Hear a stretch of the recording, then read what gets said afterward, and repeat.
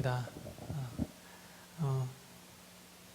귀한 장소에 또 목사님께서 초대해 주셔서 이렇게 설 수 있는 은혜가 있는 것이, 은혜가 주어진 것이 참 저희에게는 너무나 복된 시간인 것 같고요. 하나님께서 목사님을 통해서 걷게 하셨던 믿음의 그 여정에 대한, 그 여정의 유업에 대한 어떤 위로가 함께 경험되어지는 것 같습니다. 그래서 아까 잠깐 말씀해 주신 것처럼 저는 되게 젊은 목회자고요. 그리고 청년 사역을 함께 하고 있고요. 청년들과 함께 예배 공동체로 또 2년 전에 교회를 개척해서 교회로서 함께 걸어가고 있습니다.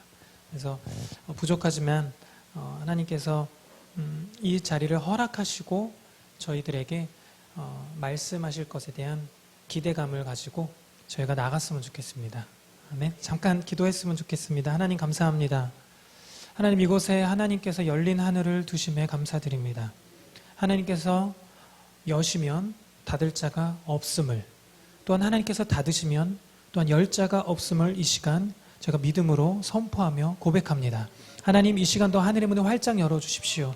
열린 하늘을 더 경험케 하여 주십시오. 그래서 하나님, 그 열린 하늘을 통해서 주님의 보좌를 바라볼 수 있도록 이끌어 주십시오. 하나님, 더욱더 영혼육이 그 하나님의 영 앞에 정렬됨으로 말미암아 활성화되어질 수 있도록 이끌어 주시옵소서. 그래서 하나님 이 시대에 어떠한 일들을 행하고 계시고 저희 개개인의 교회가 또한 모여있는 이 공동체적인 교회가 무엇을 바라보고 나아가야 하는지를 가르쳐 주십시오. 하나님 계시하여 주십시오. 모든 감춰졌던 것들을 성령의 조명하심을 통하여서 저희가 볼 수 있게 하여 주십시오. 전하는 자나 듣는 자가 모두 하나님의 말씀 가운데 겸손함으로 나아갈 수 있도록 도와주십시오. 그렇게 행하실 주님을 찬양하며 예수님의 이름으로 기도드렸습니다. 아멘. 제가 역대하 말씀 한번 먼저 찾아봤으면 좋겠어요. 역대하 7장 17절과 18절 말씀입니다.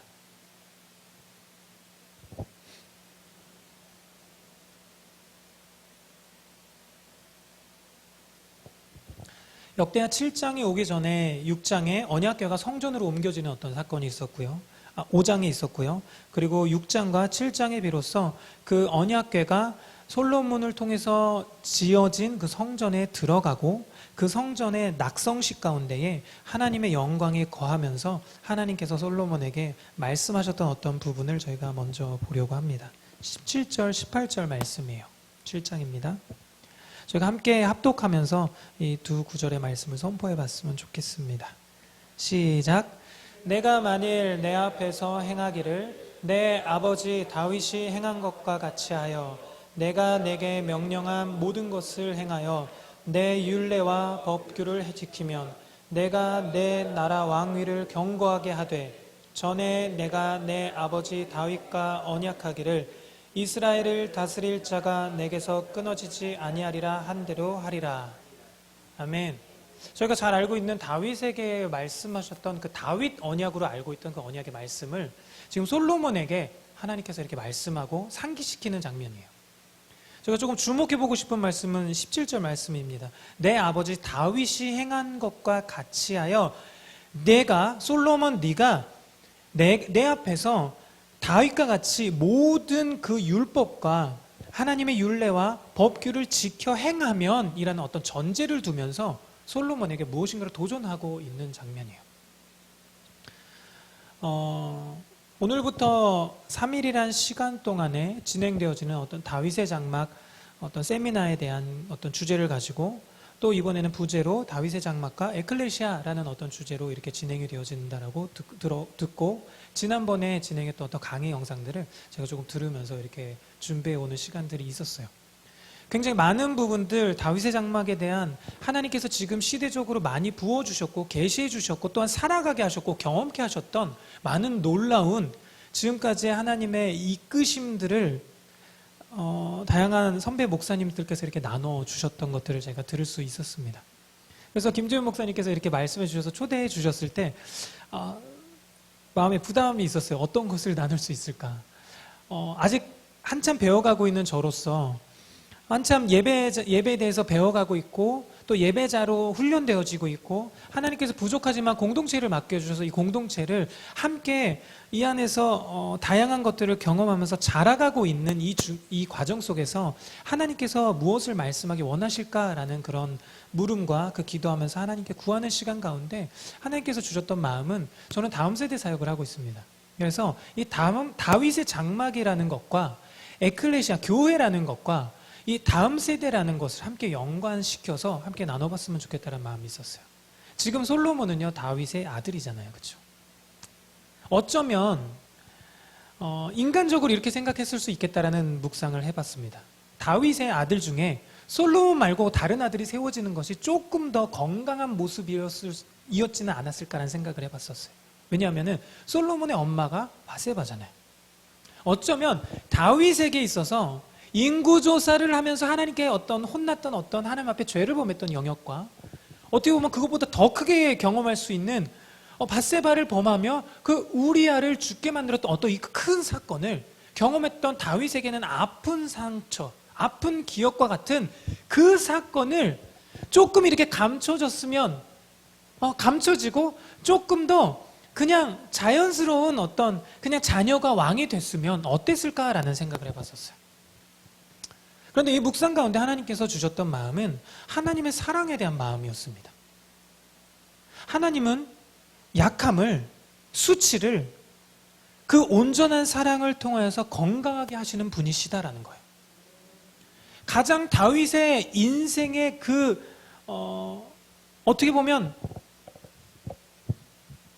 성경의 인물 중에 누가 제일 닮고 싶고 누구처럼 살고 싶어요? 라는 질문을 하면 대부분 다윗, 모세 이런 답을 할 정도로 하나님 앞에 성경 안에서의 놀라운 하나님의 일들을 성취하는 데 통로로 사용됐던 인물이었기 때문에 그 인물로서 조금 더 이 수치를 하나님께서 감춰주셨으면 어땠을까라는 질문을 저는 이성적으로 했지만, 하나님으로부터 오는 묵상의 어떤 레마는 그것을, 그 아들의 아픔을 건강함으로, 강건함으로 그 완전한 사랑 안에서 회복시키는 것이 하나님의 뜻이었다라는 마음이 부어지게 됐어요. 그러면서 솔로몬을 보니까 그냥 다음 세대인 거예요. 다윗의 다음 세대로서 솔로몬이 세워지고, 하나님의 그 완전한 사랑 가운데 하나님께서 솔로몬을 통해서 그토록 다윗이 꿈꾸고 세우기 원했던 성전을 짓게 하시는 어떤 허용하심 속에서 하나님이 무엇인가 말씀하고 싶으신 게 있지 않나라는 생각을 하게 됐습니다. 그렇게 솔로몬이 성전을 짓고 언약궤를 드디어 성전에 두었어요. 여러분, 언약궤의 이동 경로를 여러분께서 잘 알고 계시듯이 모세의 회막, 성막에서 시작한 언약궤가 그 블레셋과의 전투를 통해서 완전히 이제 회막으로 돌아가지 못하고 다윗의 장막이라는 이미지, 천막이라는 곳에 머물다가 나중에 솔로몬이 지었던 그 성전으로 이동되어지는 것을 보죠. 이런 어떻게 보면은 다양한 출처, 나라, 어떤 사람들의 어떤 손을 거쳐서 언약궤가 이동되어지면서 누군가에게는 저주로, 누군가에게는 축복으로 하나님의 어떠하심들을, 이 언약궤, 하나님의 임재를 상징하고 하나님 자체의 존재를 상징하는 이 언약궤가 움직여지는 그 여정을 저희가 너무 잘 알고 있는데, 끝끝내 솔로몬의 성전으로 들어와서 그 성전 가운데 이제는 마지막 퍼즐을 맞춘 것과 같은 그 이미지 속에 언약궤가 주어지고 성전 낙성식이 진행되는데, 하나님의 영광이 임했을 그때 하나님께서 말씀하셨던 게 너무나 중요하다는 생각이 들었습니다. 그때 당시에 솔로몬에게 하나님께서 말씀하셨던 것은 다윗과 같이 내 율례와 법도를 지키라는 거예요. 다윗이 어떻게 그 하나님의 율법을 지켜갔고 어떻게 그 계명을 지켜갔기에, 과연 다윗이 하나님 앞에 어떠한 하트를 가지고 살아갔기에 하나님은 그 솔로몬에게 제사장이 능히 일어나서 섬길 수 없을 만한 어떤 카도시 무게의 그 영광의 무거운 가운데서 등장하시면서 이 말씀을 하셨을까라는 생각을 하게 됩니다. 저는 개인적으로 그런 생각을 합니다. 지금 어느 시대 때보다 더 하나님의 그 영광의 무거움이 임하고 있는 것 같다라는 것을 느끼고 있어요. 왜냐하면요, 너무 어둠이 강해지고 있기 때문이에요. 이사야서 60장 말씀처럼 여호와의 영광이 임하기 전에 흑암이 가득한 그 상황 가운데 하나님의 샬롬이 이렇게 임하는 것을 저희가 들어온 것처럼 다른 어떤 시대들보다 너무 험악하고 너무 어둡고 좋은 소식이라는 소식은 들을 수 없는 이 시대를 저희가 살아가고 있어요. 그런데 이 시대를 살아가는데 이 어두움에 어떤 무게를 더 느끼는 사람들이 있어요. 다음 세대들이라는 거예요. 그런데 이 다음 세대들이 이 어둠의 무게를 더 무겁게 느끼고 있는 이 시대임에도 불구하고 하나님은 하나님의 일을 행하십니다. 아멘. 그 일들 중에 하나님께서 사도행전을 통해서 아모스서 9장 11절을 통해서 끝끝내 하나님께서 다윗의 무너진 천막, 그 장막을 세우시는 하나님의 의지를 더 보여주시고 계시는 것 같아요. 예배하는 가운데 하나님께서 주셨던 마음들이 있었습니다. 하나님께서 회복하실 영역이 있다라는 마음이 있었어요. 하나님께서 치유하실 영역이 있다라는 마음이 있었습니다. 모르겠어요. 어떤 영역인지 모르겠고, 아까 목사님께서 말씀하신 것처럼 2019년도 그때 방문했다가 3년 만에 이 자리에 왔습니다. 그런데 3년이라는 시간 동안 어떤 여정을 여기 공동체가 또한 목사님께서 걸으셨는지 자세히 다 저는 듣지 못했고 다 알 수도 없는 영역을 걸어오셨을 겁니다. 그런데 예배하는 가운데 하나님께서 강력하게 부어주셨던 마음은 회복될 거라는 거예요. 하나님께서 이렇게 완전히 턴시키시겠다라는 의지를 가지고 계시는 것 같았습니다. 여러분, 놀라운 전환이 있는 시기입니다. 놀라운 이 한반도에 전환이 일어나고 있어요. 여러분, 세월호 사건을 통해서 많은 다음 세대에 대한 아픔을 가지고 교회가 끙끙 앓아왔습니다. 하나님께서 그 시간이 지나고, 이건 어떤 정치적인 이념을 얘기하고 싶은 것이 아니에요. 어떤 누가 잘했고 잘못했고 이런 개념이 아니라 한반도 땅에 무엇인가를 깨우고 계셨고 무엇인가를 깨우셔서 보게 하신 영역들이 분명히 있으셨다라는 거예요. 근데 그 영역들이 7년 지나고 8년이 되어질 이 시기 가운데에 하나님은 전환을 주고 계시다라는 거예요. 놀라운 생명에 대한 전환을 주고 계시다라는 거예요. 지금까지 사망의 종노릇을 너무나 극단적으로 해왔던 이 다음 세대들에게, 또는 아비 세대들에게 하나님께서 전환을 주고 계시는데, 저는 개인적으로 코로나를 사용하셨다라고 생각합니다. 코로나라는 어떤 질병을 통해서, 바이러스를 통해서 하나님께서 이렇게 전환시켜버리시고 모든 동기, 모든 뭐라고 해야 될까요? 그 기초를 흔드셔서 새롭게 하셔서 새로운 에클레시아를 지금 만들고 계신다라는 믿음이 있어요. 저희가 원래 예수님께서 제자들을 통해서 놀라운 하나님의 영광스러운 교회를 시작하셨잖아요. 그렇죠? 근데 당시에 역사적인 그 로마의 핍박을 통해서 하나님께서 흩어버리셨죠. 흩어짐을 통해서 그것 덕분에 전 세계가 지금 주님의 복음이 전달되어지는 시대, 또한 이 복음이 한반도 동방의 끝에서부터 이제는 서진에서 다시금 예수님께서 오심으로 시작됐던 그 이스라엘을 향하여서 달려나가고 있는 이 시대 가운데 하나님은 코로나를 통해서 모든 교회를 흔드시면서 다시금 교회됨이 무엇인지를 회복하기 원하신다라는 거예요. 예배하는데 그 마음이 너무나 부어졌습니다. 하나님께서 회복시키시겠다는 거예요. 여러분, 개개인의 삶 가운데 하나님의 놀라운 회복이 경험되시기를 축원합니다. 하나님께서 회복하시겠다라는 의지가 그냥 이렇게 등장하면은 끝이다라는 마음이 저에게는 있어요. 그래서 아까 기도한 것처럼 하나님께서 여시면 닫을 자가 없습니다. 하나님께서 닫으시면 열 자가 없어요. 아멘. 개인적으로 2월 22일 날 오살리에서 한반도에 이 오살리 기도원에서 집회가 있었습니다. 그 집회를 주관하시는 어떤 분이, 그 코디네이터가 그런 얘기를 하셨어요. 하나님께서 감동을 주셨다라는 거예요. 코로나 때문에, 그 당시에는 오미크론 때문에 완전히 극치로 이렇게 다다랐을 때 그 시기였는데 하나님께서 어떤 감동을 주셨냐면, 이사야서 22장 22절 말씀, 다윗의 열쇠, 그 말씀을 믿음으로 이 한반도 땅 가운데, 한반도의 기도의 우물이라고 불릴 수 있는 그 기도원에서 2월 22일 날, 2022년도 2월 22일 날 2시에 집회를 열어라라는 감동을 주셨다는 거예요. 저는 개인적으로 어떠한 올해를 들어서 1월과 2월 그 기점으로 인해서 방금 말씀드렸던 이 전환을 하나님께서 극단적으로 이끌고 가신다라는 믿음이 있어요. 극단적으로 하나님께서 이끄시는 것 같습니다. 이 전환의 시기를. 그 전환의 시기 가운데 하나님께서 이 다윗의 장막에 대한 지난 6월 달에 진행하셨던 거로 알고 있어요. 그리고 2차 또한 한 번의 시간을 더 준비하시면서 김재원 목사님을 통해서 하나님께서 풀어내시고자 하시는 그 시대적인 상황이 있다라는 거예요. 하나님께서 회복하실 줄 믿습니다. 그 회복은 부흥과 연결되어진 것 같아요. 근데 저희가 들어왔던 부흥과 너무 다를 것 같습니다. 저희가 지금까지 들어왔던 숫자적인 부흥의 개념이 아닌 것 같아요.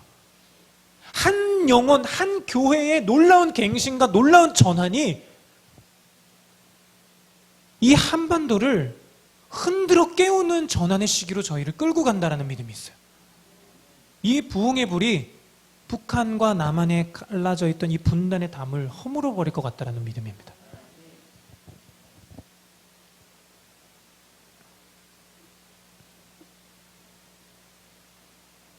그리고 많이 들어보셨을 겁니다. 휴전협정을 한 지 69주년이 이번 달 27일이라는 것을요. 그리고 내년이 되면 70주년이라고 합니다. 이 시기 가운데 전 세계가 지금 북한을 위해서 많은 기도를 하고 계시더라고요. 한반도에서 하나님께서 코로나를 통해서 흔드시면서 정말 많이 낮추셨다고 생각을 해요. 많이 겸손케 하셨다는 생각이 제 안에 있습니다. 많은 알곡과 가라지를 들춰내셨다라고 저는 생각을 해요.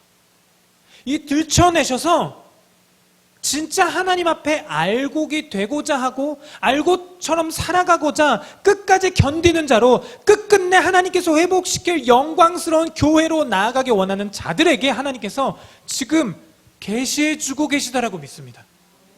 열어주고 계시다라는 믿음이 있어요. 그 열어주시고 계시해주시는 시간 가운데 저희가 기억해야 할 것이 이 말씀인 것 같아요.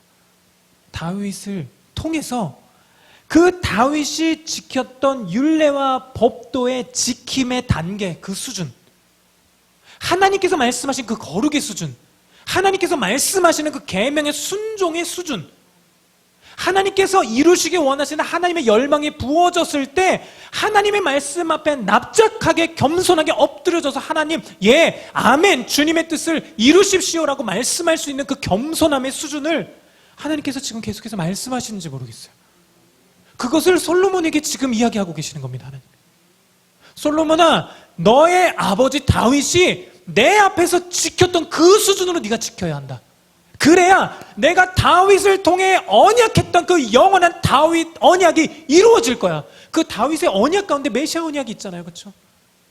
끝끝내 메시아이신 예수님께서 리턴하시면서 다스리실 것에 대한 메시지가 그 안에 담겨 있잖아요. 그렇다면 지금 이 시대에도 동일하다라는 거예요. 다윗의 장막이 회복되고 있습니다. 하나님께서 다윗의 장막을 다양한 형태들로 지금 일으키고 계시고 회복시키고 계시고 교회들을 깨우셔서 다윗의 장막이라는 관점을 가지도록 이끌고 계신다라고 믿어요.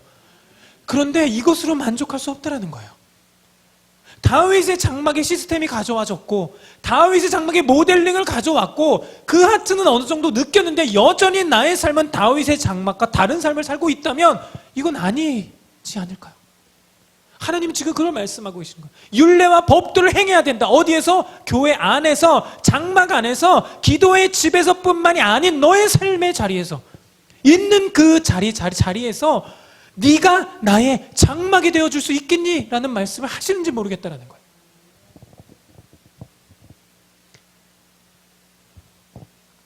구약에서는 교회에 대한 개념을 성회, 총회, 회중 이러한 이야기로 시작했었죠. 그래서 히브리어로 카할이라고 불렀습니다. 하나님께서 그냥 부른 모임이죠. 구약에 출애굽을 했던 그 300만 명의 이스라엘 백성 말고 수많은 잡족이 함께 따라 나왔던 그들을 하나님은 교회라고 부르셨어요. 스데반이 신약 시대 때 그 사도행전에서 죽어가면서 외쳤던 거예요. 너희가 기억하는 그 광야 교회에서 너희의 선진들, 하나님의 표현입니다. 예수 그리스도의 그 유월절 어린 양의 기준으로 유월된 모두가 왕 대신 하나님 앞에서 교회로 시작한 그 출발점에 저희가 알고 있는 그 장면이 구약에서 이야기하고 있는 교회의 시작점이죠. 신약으로 넘어와서는 시몬 베드로를 통해서 이렇게 질문하시잖아요. 얘들아, 너 나 누구라고 부르니? 베드로가 고백하죠. 주는 그리스도시여 살아계신 하나님의 아들이십니다. 맞다. 그거 알게 하신 것은 너가 아니라 하늘에 계신 나의 아버지야. 그 터 위에 내가 교회를 세운다. 그리고 말씀하셨잖아요. 내가 열쇠를 준다라고. 여러분, 개개인이 교회십니다. 저희 모두가 교회이고 저희 모두의 심령 내주에 계시는 성령께서 계시죠. 저희에겐 열쇠가 있는 줄 믿습니다. 그 열쇠를 하나님께서 그 어느 때보다 회복시키시고 작동시키기 원하시는지 모르겠어요. 무엇을 통해서? 하나님의 율례와 법도를 행함을 통해서, 하나님의 말씀을 지킴을 통해서, 또한 말씀과 함께 사는 것을 통해서. 여러분, 재밌는 정보입니다. 최근 이제 새로운 대통령이 세워지고, 새로운 대통령이 청와대가 아닌 용산에서 이제 거하겠다라고 이야기를 발표를 했잖아요. 그곳에 청와대실에 대한 이름을 공모하겠다라면서 여러 공모의 이런 뭐라고 해야 될까요? 다양한 보기들, 이 중에서 어떤 것을 하면 좋을까요? 하면서 이렇게 내놨던 어떤 정보들이 있어요. 그 중에 하나 재밌는 것이 이태원로 22라는 것이 있습니다. 주소예요, 거기 주소. 이태원로 22라는 거예요. 근데 제가 그걸 보는데 너무 놀라운 거예요. 하나님께서 지금 믿던 믿지 않던 지금 한반도 땅 가운데 무엇인가를 계속 말씀하시는 것 같더라고요. 22장 22절이 계속해서 생각나는 거예요. 하나님께서 무엇인가 지금 한반도 땅 가운데 너네 지금 내가 너희 교회들에게 허락했던 그 열쇠를 기억해야 된다는 거예요. 지금 열쇠를 돌릴 때가 됐다라는 거예요. 열쇠는 문은 열 때 필요한 겁니다. 문을 열 때 필요한 그 열쇠를 하나님께서 지금 교회들에게 각인시키시고 일깨워주기 원하시는 것 같아요. 그러면서 하나님께서 새 부대를 준비하셨죠. 과거의 부대가 아닌 거예요. 과거에 이 나라의 헤드십, 리더십들이 거했던 그 장소가 아닌 새로운 장소에서 터전을 지금 시작하셨습니다. 하나님께서 무엇을 지금 하고 계시다는 거예요. 무엇인가를 지금 한반도 땅 가운데 이루어가고 계시다는 거예요. 그러면서 놀랍도록 이 한반도가 다음 세대에 집중하고 있는데요. 또 한 가지 다른 측면을 말씀드리면, 하나님의 은혜로 북한에 대해서 계속해서 배울 수 있는 은혜가 저에게 주어주셔서 올 한 해 동안 정말 많은 북한에 대한 정보들, 북한의 전문가를 통해서 따로 이렇게 교육을 받는 시간들을 허락해 주셨어요. 그런데 놀라운 것은요, 북한에서 지금 모든 전력들을 어디에다 투자하고 있냐면 다음 세대에게 하고 있다라는 거예요.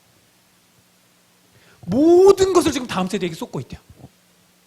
그래서 다음 세대에게 대표적으로 무서운 어떤 대표적인 사건을 만들기 위해서, 여러분, 한국에서 한반도에서 어떤 오징어 게임이라는 영화가 전 세계를 휩쓸었잖아요. 북한에서 어떤 일을 행했었냐면요, 오징어 게임을 본 청년들을 실제 공개 처형한 사건들이 있었어요. 하나님께서 지금 북한에 무엇인가를 행하고 계십니다. 북한에 믿지 않는 그 어떤 종교단체라고 이야기할 수밖에 없는 왜곡돼 있고 아파하고 있는 그 땅에서 지금 다음 세대를 포커스하고 그들을 세뇌시키고 그들을 훈련하고자 전력을 투자하고 있다는 거예요. 그런데 한국은 어떠냐는 겁니다. 한국은 지금 어떻게 하고 있냐는 거예요. 지금 어쩌면 한반도 땅을 향해서 하나님께서 솔로몬에게 그 아버지 다윗의 아들이고 어쩌면 수치의 상징일 수 있고 아픔의 상징일 수 있고 손가락질할 수 있는 어떤 모든 충분한 요건을 가지고 있는 그 아들 솔로몬에게 하나님께서 지금 다른 얘기를 하고 계시는 거예요. 솔로몬아, 너의 아버지처럼.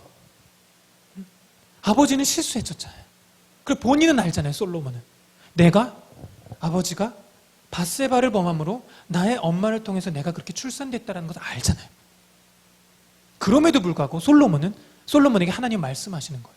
솔로몬아, 네 아버지, 너의 아버지 다윗이 나의 율례와 법도를 지켰던 것처럼 지켜야 된다.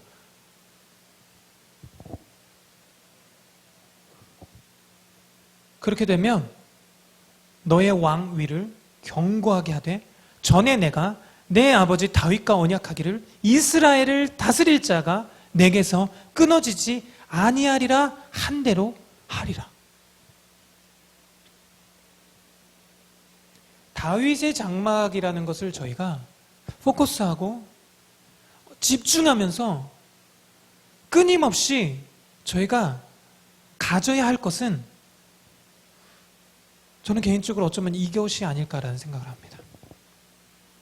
다윗이 하나님 앞에서 지켰던 율례와 법규를 지키면서 살았던 어떤 삶의 태도,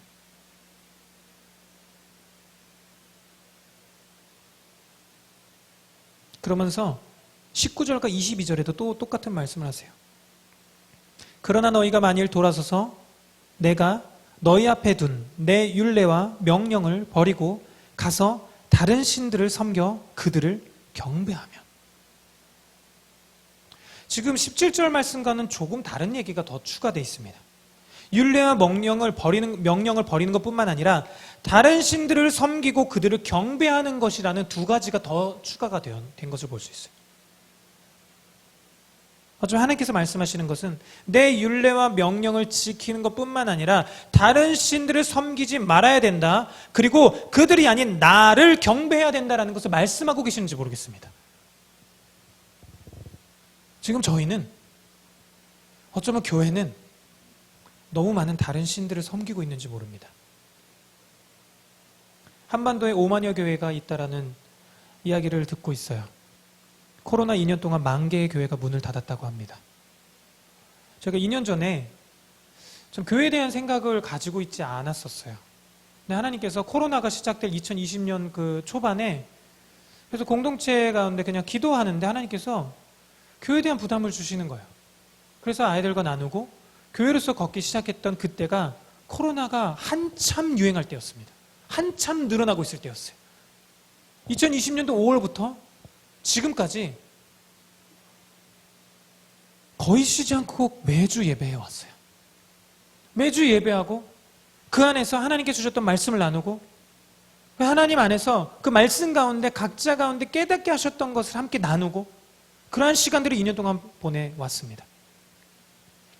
그러면서 되게 극단적이라고 표현할 수 있을 정도로 다른 신이 아닌 다른 우상 만들지 말고 하나님 올바로 우리가 예배해보자.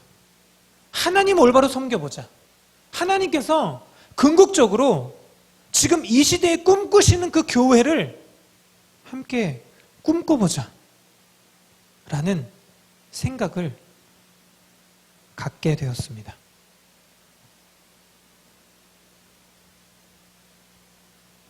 다윗에 대한 마음, 다윗이 가지고 있었던 그 하트, 저희가 잘 알고 있듯이 시편 27편 4절의 말씀에 다 담겨 있고 당시에 다윗이 천막을 짓고 언약궤를 가지고 올 때에 여전히 기브온 산당은 있었고 여전히 번제가 드려지고 있었고 여전히 제사가 드려지고 있었고 다윗의 장막은 천막에 놓여져 있었는데 하나님께서 아모스 선지자를 통해서 또 사도행전에서 이야기하고 있듯이 왜 그토록 이 기브온 산당이나 하나님의 영광이 강력하게 임했던 솔로몬 성전이 아닌 어쩌면 보잘것없을지 몰랐던 다윗의 천막, 장막, 텐트였을까? 과연 다윗은 하나님 앞에 어떤 자였을까? 다윗은 과연 하나님 앞에 어떠한 모습으로 정렬되어져 있었을까? 라는 것들을 생각해 보게 되었습니다.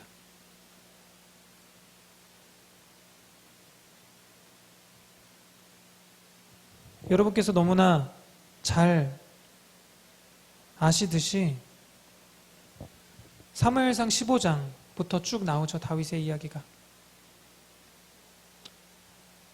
여러 이야기가 쭉 나오면서 다윗이 출생하고 아말렉과의 전투에서 다윗이 기름 부음을 받고 사무엘을 만나고 다윗과 골리앗의 대결이 있고 어떤 다윗이 피신 다니고 다윗이 남쪽에서 왕이 되고 북쪽에서 왕이 되고 아들 압살롬이 반역하고 아들 솔로몬이 어떤 통치하는 어떤 여러 가지 사건들. 다윗의 장막에 대한 관점을 저는 개인적으로 한 8가지 정도로 가지고 있습니다. 저는 개인적으로 그런 생각을 합니다. 하나님의 말씀을 마침표를 찍어서 이거는 이거다라는 정의를 내리기가 굉장히 조심스럽다라는 생각을 해요. 그래서 다양한 어떤 관점들을 가지고 있는데 한 가지는 예배의 회복에 대한 관점입니다.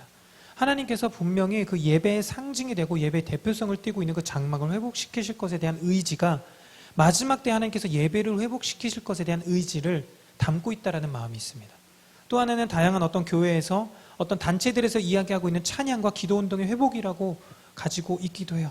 또 하나는 그 말씀에서처럼 이스라엘의 회복에 대한 말씀, 또한 교회의 회복에 대한 말씀, 다윗의 하트의 회복에 대한 말씀, 또 원증에 대한 말씀, 친밀한 그 사랑의 관계에 대한 회복의 말씀, 더 나아가서 신부됨에 대한 회복의 말씀이 아닐까라는 생각을 합니다.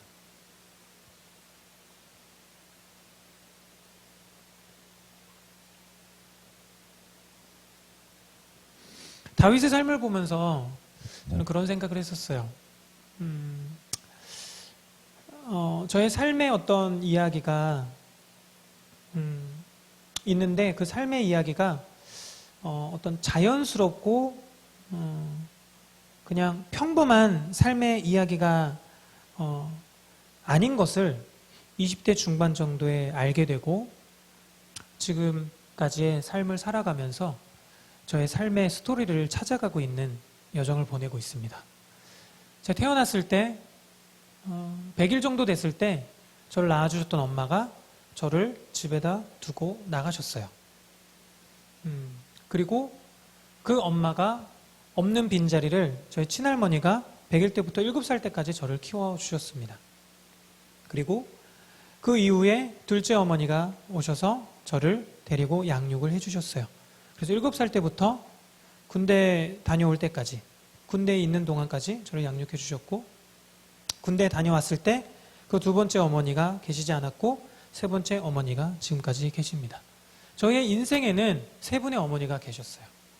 그리고 저의 어떤 형제 자매라고 이야기할까요? 저 형제 중에는 저 배다른 여동생과 배다른 남동생 둘, 이렇게 있는 저의 삶의 스토리가 있습니다. 20살 때 정도에 아르바이트 하면서 일을 하다가 어떤 서류를 떼면서 이 스토리를 알게 시작했어요. 그러고 보니까 제가 이해되는 것은 저에겐 기억이 별로 없다라는 거예요. 중학교 이전에는 기억이 많이 없었습니다. 거의 없다라고 볼 수 있는 것 같아요. 어떤 사진과 같이 사진으로 기억되는, 사진으로 그냥 추억할 수 있는 그 장면이 전부였고, 중학교 이후부터 지금까지의 기억을 가지고 살아가고 있습니다. 저희 가정은, 저희 가게는, 저희 아버지 쪽 가게를 보면은 지금 현직 스님이 계시고요. 그리고 저희 큰 고모는 작두를 타셨던 분입니다. 그래서 큰 고모의 이렇게 집에 가면 항상 방이 불상에 가득했던 방이 항상 있었던 것으로 기억을 해요. 예수님을 믿는 사람이 없었고, 저희 가정 가운데 주의 종으로 제가 알기로는 제가 처음 나온 것으로 알고 있습니다. 삶의 스토리 가운데 제가 오늘 피아노를 치면서, 건반을 치면서 예배를 했는데, 저는 건반을 배운 적도, 기타를 배운 적도 없고, 예배를 배운 적도 없고, 음악을 배운 적도 없고, 사실 그쪽에는 문외한이에요. 아예 전혀 정보가 없습니다. 그래서 지금도 저에게 두 딸이 있는데, 두 아이가 피아노를 학교에서 조금씩 배우고 있는데, 저한테 개 이름을 막 가르쳐주는 입장이에요. 제가 개 이름을 못 봐서, 그냥 어떻게 보면은 코드로 이렇게 예배를 하고 있는데, 그 과정 속에서 하나님께서 노래들도 만들게 하셨고, 예배를 또한 가르칠 수 있는 예배 강의를 할 수 있는 자리에 두셨고, 피아노를 레슨할 수 있는 자리에 두시고, 하나님께서 교회를 맡겨주시는 어떤 영광스러운 자리까지 이끌어 주고 계십니다. 다윗의 어떤 삶을 보니까요, 사무엘을 통해서 기름 부음 받을 그 당시에만 해도 다윗은 그냥 목동으로 양을 돌보고 늑대와 사자를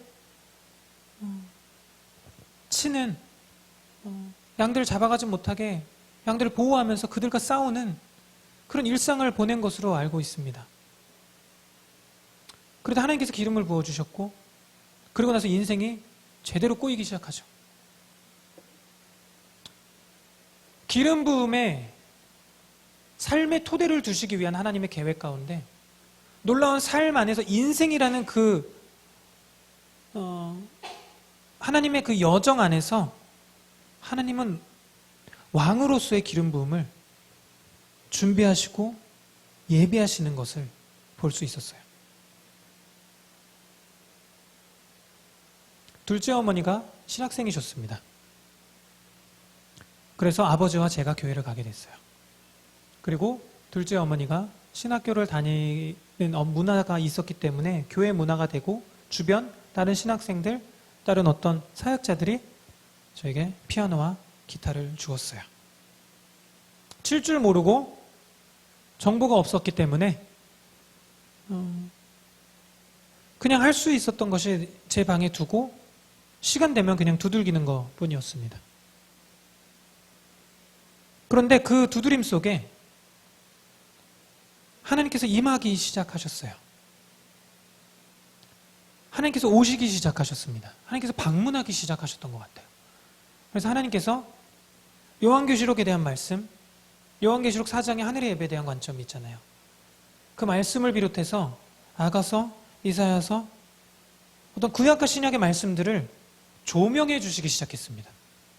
그러면서 예배할 수 있도록 가르쳐 주셨고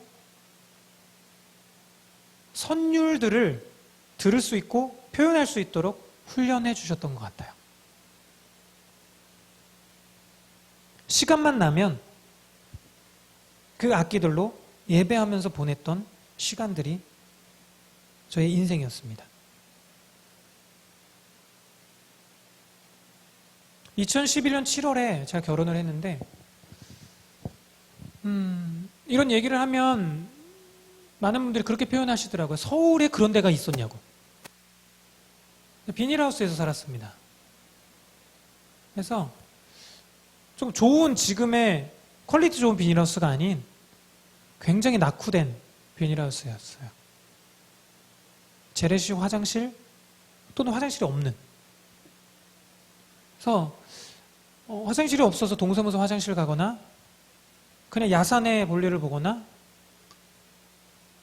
하는 것이 저의 인생의 삶이었고 겨울이 되면 물이 얼고 뜨거운 물을 틀어서 씻어본 적이 없고 난방이 되지 않아서 그냥 차가운 시멘트 바닥에서 자는 것이 저의 인생의 어떤 흔적이었어요. 그 흔적 속에서 하나님은 끊임없이 저에게 예배를 가르쳐 주셨던 것 같습니다. 끊임없이 기타를 칠 줄 모르지만 그걸 들고 있는 저에게 하나님은 예배를 가르쳐 주셨던 것 같아요. 그러면서 다윗이라는 인물을 보니까 또 모세라는 인물을 보니까 다니엘이라는 인물을 보니까 하나님께서 무엇인가 계획이 있으시겠구나. 이건 우연이 아니겠다. 라는 생각을 가지게 되었고 그 여정들을 보내면서 지금의 자리까지 오게 되었습니다. 제가 그 여정을 보내면서 배웠던 것은 어쩌면 다윗이 고백했던 이 27편 4절 말씀과 같았는지 모르겠습니다. 하나님 한 가지, 하나님 다른 거가 중요하지 않고 하나님 따뜻한 물 나오는 게 중요하지 않고 하나님 화장실이 제발 있었으면 좋겠습니다라는 것이 중요하지 않고 하나님 제발 차비가 있어서 산 넘어 학교 다니지 않았으면 좋겠습니다가 아니었고 하나님 저도 제대로 된 집에서 따뜻한 집에서 살고 싶어요도 아니었고 하나님 저는 왜 비닐하우스에서 살아야 돼요? 왜 쥐가 이렇게 우글거리고 왜 이렇게 주변이 이렇게 더럽고 사람이 없어야 됐고 왜 이렇게 두려움 가운데 살았어야 했습니까? 라는 것에 대한 요청이 아닌 하나님 더 원합니다 였습니다. 하나님 더 사랑하고 싶고 하나님 제가 어떻게 하나님을 사랑해야 될지 모르겠습니다. 이런 고백들이었어요. 저는 개인적으로 다윗의 장막의 열쇠가 여기 있다고 생각합니다. 2018년도와 2020년도에 이스라엘을 방문한 적이 있었습니다. 방문해서 다윗성, 다윗의 장막이 있었던 터라고 알려진 그곳에서 예배할 수 있는 은혜가 주어졌고 그곳에서 예배하는데 너무나 그 어디서도 경험해보지 못했던 어쩌면 처음 예배를 드렸던 그 비닐하우스 그 골방에서 경험했던 하나님의 하나님과의 그 친밀한 그 사랑이 마구마구 부어지는 경험들이 있었어요. 그래서 대체 여기는 어딜까 하고 가이드해 주시는 선교사님께 물었었어요. 선교사님, 여기 대체 어디예요? 여기 어디길래 여기서 예배하는데 이 정도인가요? 그랬더니 그분이 얘기해 주시더라고요. 여기가 다윗의 장막이 있었던 곳으로 그 터로 추정되는 그곳이에요 라는 말씀을 해주시더라고요. 두 번째 방문했을 때도 동일했어요. 그리고 지금 이 시대에 하나님은 하나님께 심장이 있다라는 표현이 어쩜 인간적인 표현일 수도 있어요. 저희가 할 수 있는 표현일지 모르겠습니다. 하나님의 심장 박동 소리와 같은 심장 박동으로 뛸 수 있는 자들을 찾으시는 것 같아요. 하나님의 입술에서 선포되어지는 그 소리와 같은 선포를 하는 자들을 찾으시는 것 같아요. 어쩌면 요한복음 4장 23절, 24절 말씀과 같습니다. 내게 이렇게 예배하는 자들을 내가 찾고 있다는 거예요. 영과 진리로. 어떠한 방법적인 어떤 논리적인 이런 게 아니라 그때 사용됐던 단어, 그 예배하는 단어를 헬라어로 이렇게 풀어내서 원어를 찾아보니까요, 굉장히 극단적인 친밀함의 표현의 사랑의 표현이더라고요. 가까이 다가가서 키스하다라는 표현, 입맞추다라는 표현이 그때 표현했던 예수님께서 그 수가성 여인에게 표현했던 예배하는 자라는 표현이더라는 거예요. 여러분, 극단적인 예배의 세대들을 깨우고 계시는 것 같습니다.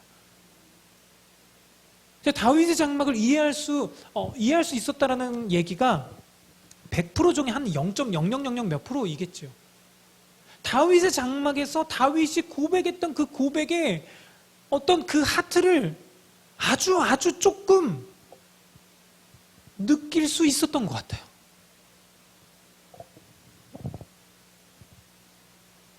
비닐하우스에 살 때 너무 공포가 있었습니다. 태풍이 한 번 왔는데 제가 있는 저희 집 그 비닐하우스 위로 나무가 이렇게 태풍의 바람이 너무 세서 그 산에 있는 나무가 이렇게 부러져가지고 저 있는 그 비닐하우스를 이렇게 덮쳐버린 거예요. 그래서 원래 비닐하우스 모양이 이렇게 돼 있잖아요. 근데 이게 여기를 내려쳐가지고 이렇게 구부러져 버린 겁니다. 그래서 제 머리 위까지 이렇게 떨어져 버린 거예요. 저 혼자 있었는데 제가 할 수 있는 것이 없었습니다. 제가 그래서 무엇을 했냐면 그 당시 성경책을 이렇게 꺼내 들고, 성경책이 한 이만했습니다. 세로로 돼 있고 한글과 한문으로 막 써져 있는 빨간색으로 이렇게 쳐져 있는 그 성경책을 꺼내서 성경책을 마구 읽었던 기억이 있어요. 지금 돌아보면 두려움에 가득 차 있었고 무서움에 가득 차 있었고 그 죽음의 어떤 위기 가운데 있었는지 모르겠어요.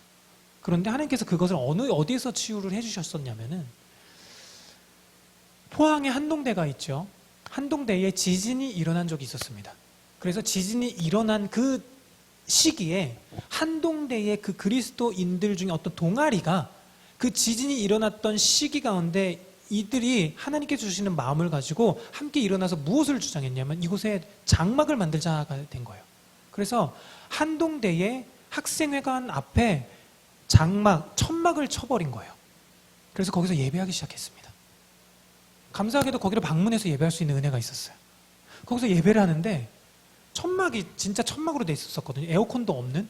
근데 그 이후에는 계속 업그레이드가 돼가지고 에어컨도 들어오고 이런 시설이 됐는데 그 전이었었기 때문에 그냥 바람 불면 그냥 비닐이 날리는 소리가 그냥 있는 그런 상황, 그 모습 그대로였는데 거기서 예배를 할 때였어요. 근데 뭔가 다른 거예요. 한참 예배를 하고 있는데 바람이 너무 부르는데 이 바람 소리에 막 비닐들이 날리는데 하나님께서 장면을 열어주셨는데 어떤 장면이냐면 그 당시의 장면인 거예요. 제가 비닐하우스에 살 때 너무 두려웠던 것이 바람이었거든요. 왜냐하면 비닐하우스 이 비닐들이 날리니까 밤새도록 이 비닐들이 날리는 소리가 저에겐 공포인 거예요. 비가 올 때는 빗소리가 두두두둑 떨어지니까 어떻게 보면 되게 좋은 분위기를 연상할 수 있는 그런 분위기가 될 수 있었겠지만 바람이 불 때 너무 공포스러운 거예요. 그리고 여기저기서 막 나무 휘날리는 소리, 나무 막 뿌리채 뽑혀지는 소리, 막 이런 소리가 있으니까 너무 공포스러운데 그 기도의 장막, 한동대학교에 쳐진 기도의 장막에서 예배를 하는데 그 소리 가운데 하나님께서 말씀하기 시작하시는 거예요. 그 공포스러운 상황이 동일하게 연출되고 동일한 소리가 나는데 하나님께서 무엇을 말씀하시냐면 사랑하는 승준아, 그때 너가 두려워서 성경책 펴고 있었던 그 시기, 태풍의 나무가 부러져서 그 비닐하우스가 부러져서 네 머리 위로 떨어져서 네가 무서워했을 그 당시에 나는 너와 함께 있었어. 제가 그 감동이 막 오는데 제가 주체할 수가 없더라고요. 저에게는 그래서 그러한 기억과 추억들이 있기 때문에 이 다윗의 장막이라는 어떤 이미지가 너무 익숙해요.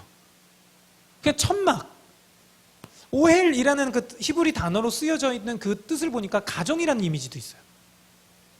그 천막, 장막의 의미가 아모스서에 그렇게 표현되어 있잖아요. 그냥 천 이렇게 쳐놓고 아브라함의 그 시대 때 마치 족장 시대 때 그냥 이렇게 이주하면서 살듯이 그냥 천 이렇게 쳐놓고 그 안에서 이렇게 사는 그런 이미지. 너무 익숙한 거예요. 다윗이 어땠을까? 왜 그곳에 언약궤를 두었을까? 그토록 두고 싶었고 그 여정 가운데 왜 이렇게 노래하는 자들을 세웠고 왜 이렇게 악계하는 자들을 그렇게 많이 불러놨을까? 그리고 그 언약궤 앞에서 24시간이라고 인지하는 이 크로노스의 시간을 가득 채워서 밤과 낮과 밤으로 무엇을 고대하고 상상하면서 다윗이 레위인들을 그렇게 불렀을까? 그 장면에서 저는 하늘의 예배를 볼 수 있었어요. 요한계시록 4장에 보니까 열린 하늘문 안에 사도 요한이 무엇인가를 보잖아요.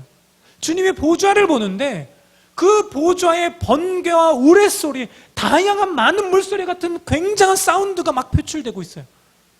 그런데 그 표출되는 상황에서 어떤 생물들이 막 날아다녀요. 4가지 생물들이. 사람의 형상을 하기도 하고 어떤 사자의 형상을 하기도 하고 굉장히 징그러울 수도 있었을 것 같아요. 날개가 있는데 안과 밖에 수많은 눈들이 달려있대요. 근데 그 수많은 눈들이 밤과 낮으로 날아다니면서 누군가를 보는 거예요. 수많은 운동력과 움직임이 굉장한 사운드와 함께 굉장한 에너지가 막 표출되고 있는 그 보좌의 상태. 그들의 눈이 이렇게 쳤을 때는 뒤에 날개가 눈으로 봤을 거고 이렇게 펼쳤을 때는 안쪽의 눈들이 봤을 법한 저희의 이미지 인식 속에 저희가 날개를 생각할 때 그런 인식 속에 그 모든 눈들이 무엇인가를 통찰하면서 무엇인가를 보고 있는 거예요. 그 보좌에 계신 그분을 그러면서 선포하잖아요. 거룩하다, 거룩하다, 거룩하다. 지금 이 땅에서 일주일에 한 번 2시간 또는 1시간 반 예배하는 그 시간뿐만이 아니라 밤과 낮과 밤으로 저는 개인적으로 크로노스라는 시간 가운데 저희가 지금 제한되어 있지만 카이로스 하나님의 영원한 시간 가운데 지금 이 시간에도 그 예배가 드려지고 있다는 믿음을 가지고 있어요. 하나님은 하늘에 있는 것이나 이 땅에 있는 것이나 그리스도 안에서 통일시키기 원하신다라고 믿습니다. 그래서 이 땅 가운데 지금 이 시대에 더 깨우시는 것은 그 하늘의 예배와 이 땅 예배를 통일시키는 예배를 원하시고 갈망하시는지 모르겠어요. 다윗의 장막 가운데 이 이미지가 보이는 거예요. 밤과 낮과 밤으로 수많은 레위인들이 각자의 악기를 막 가져와요. 전문가들이 왔어요. 막 노래하는 탁월한 자들이 왔습니다. 그래서 많은 사운드가 계속 있었어요. 기브온 상당은 여전히 동물의 죽음 소리가 나고요. 이 두 가지가 같이 동시대에 있었잖아요. 그 모든 상황 가운데 하나님께서 관심 가지고 조금 더 마음을 품고 계셨던 것이 다윗의 장막이었다라는 것을 아모스서와 사도행전을 통해서 저희는 알고 있죠. 그런데 이 장면 안에서 요한계시록에서 4생물들이 나오는 그 상태에서 그 하늘의 예배는 끝나지 않잖아요. 갑자기 장로들이 보입니다.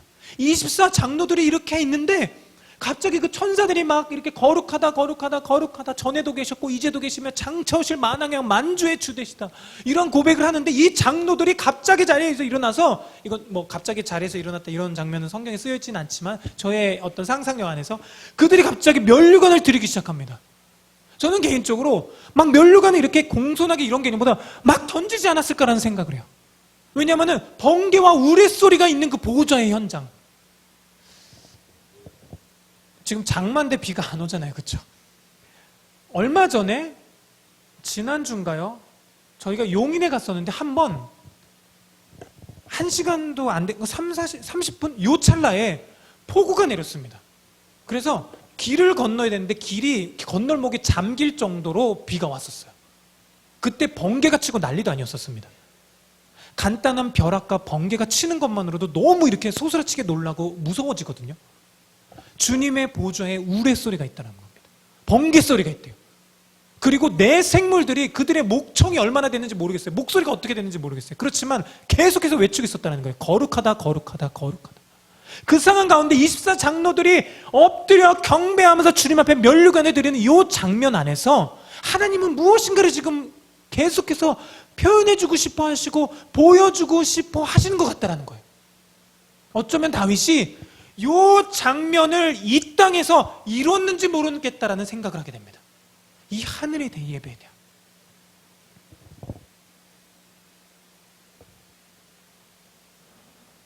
언약궤는 하나님의 임재, 영광을 상징하고 또한 하나님의 발이 닿는 발등상이다라는 표현까지 할 정도로 원어적인 해석들이 이어져 있어요.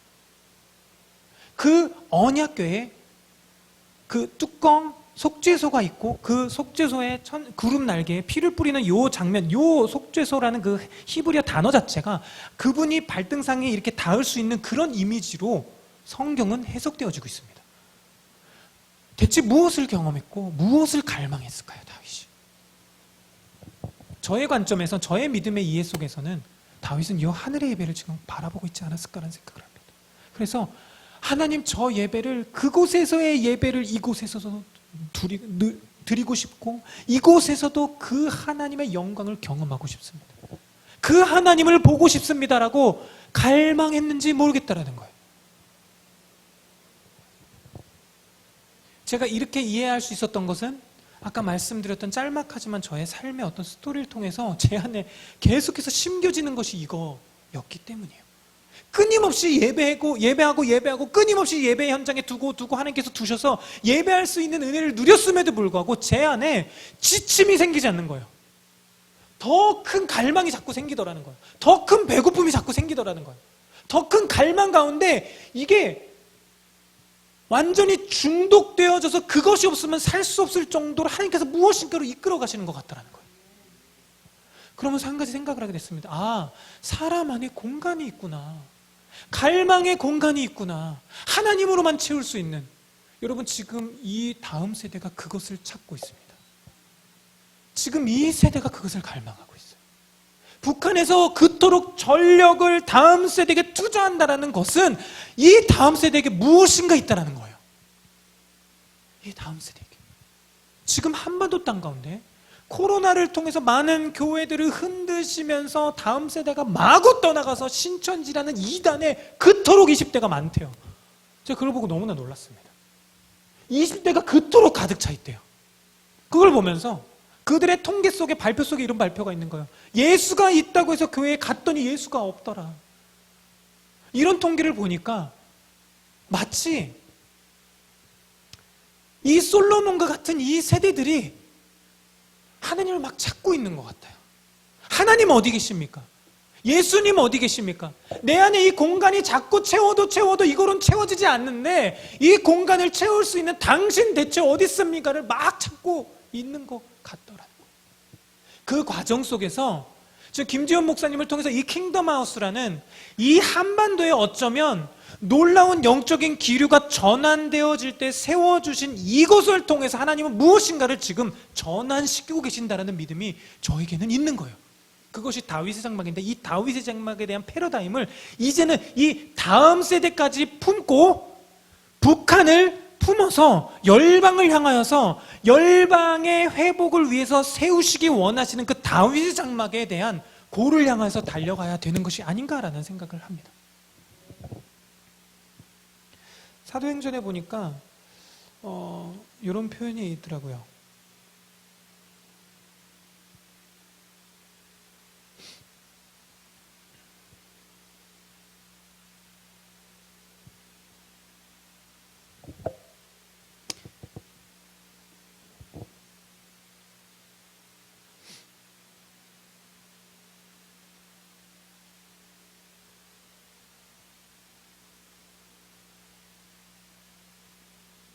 사도행전 15장에 보니까 이후에 내가 돌아와서 다윗의 무너진 장막을 다시 지으며 또 허물어진 것을 다시 지어 일으키리니 이는 그 남은 사람들과 내 이름으로 일컬음을 받는 모든 이방인들로 주를 찾게 하려 하십니다.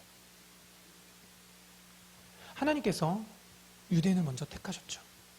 하나님께서 이스라엘을 통해서 하나님께서 킹덤, 하나님의 그 나라의 꿈을 이루시기 원하셨고, 그 여정 가운데 하나님은 그 이스라엘을 통해서 가나안이라는 그 영토, 그리고 이스라엘이라는 그 백성과 함께 왕, 그 여호와 하나님으로 말미암아 움직여지는 킹덤을 이루시기 원하셨어요.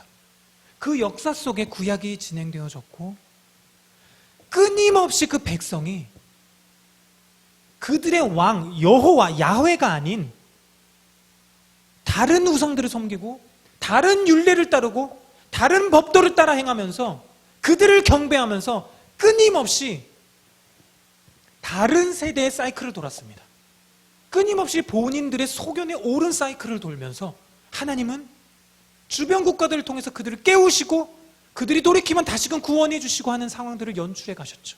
그 모든 상황들을 끊임없이 되풀이하다가 어쩌면 저의 인지 속에 주님께서 침묵하셨나라고 생각할 수 있는 그 신구약 중간기가 지나고, 그분 안에 완벽한 계획, 그분의 독생자 아들, 완벽한 하나님이시면서 완벽한 사람이신 예수님을 보내주시면서 하나님의 구속사를 이루시고, 그분의 십자가 사건, 죽으시고 부활하셔서 승천하시면서 그분의 보혜사를 주시면서 교회를 만드시면서 그 교회를 흩으셔서 열방 가운데 두 번째, 그분의 이방인이라고 표현할 수 있는 이스라엘이 아닌 다른 이방인들을 향하여서 복음을 전해주기 시작하셨습니다.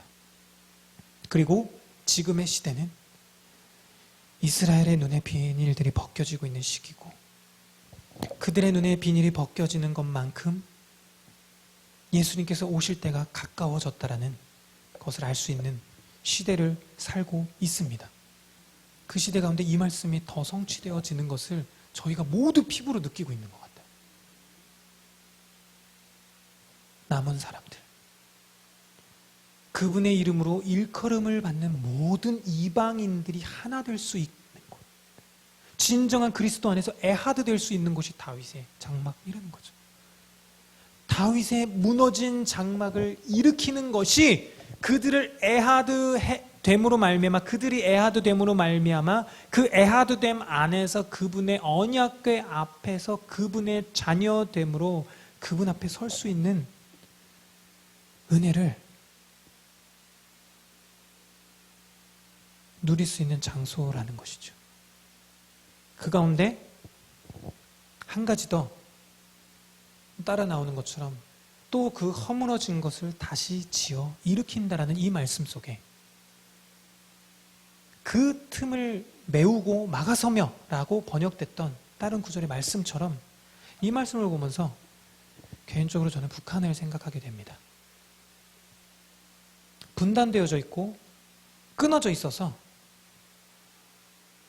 나뉘어져 있고 마치 다른 나라인 것처럼 살고 있는, 아픔을 겪고 있는 이 분단의 아픔을 하나님께서는 회복시키실 줄 믿습니다. 그 분단의 담을 허물어 가실 줄 믿습니다.